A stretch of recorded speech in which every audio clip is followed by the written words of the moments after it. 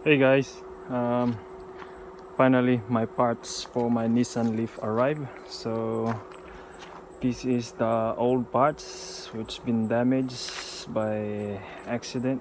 That's the Leaf. I took all the parts. So that's the part, bumper, and then upper and lower arm, and the guard, new radiator. That's the old radiator, and that's the new bonnet. It's second-hand one. Airbag and the right handle. So this is the car. So I decided just to fix it. It's just all the parts removable and replaceable. So yeah, I ordered the parts. So that's the new parts.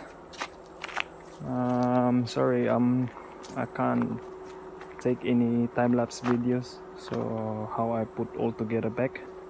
But anyway, the car has been parked for 2 months. So but this car was crashed, the battery was around about 70%. So now I think it drops to 50%. I need to charge, but I need to fix the car before I can drive and charge it. So this is DIY, do it yourself.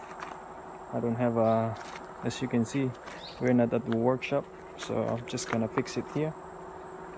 So that's the Leaf. It's still worth fixing it. It's just the front radiator, all the bumper stuff. So as you can see, the damage here was bent. All this part, the bumper is completely crashed. I got the second-hand one, which is they just, I think somehow they just fixed this one. They just renovate or something. But this is second-hand radiator. They're all second-hand. So lucky to find them. So yeah, post another video when I put all together back. So this is 2011 generation 2 or generation 1 Nissan Leaf, fully electric. So this side there's no damage. It's just pretty much just the front, the back, all intact.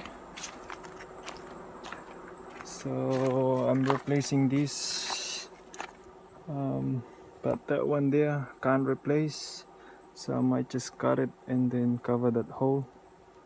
So yeah, I'll post another video when I put all together back and drive it, charge it. So thanks for watching.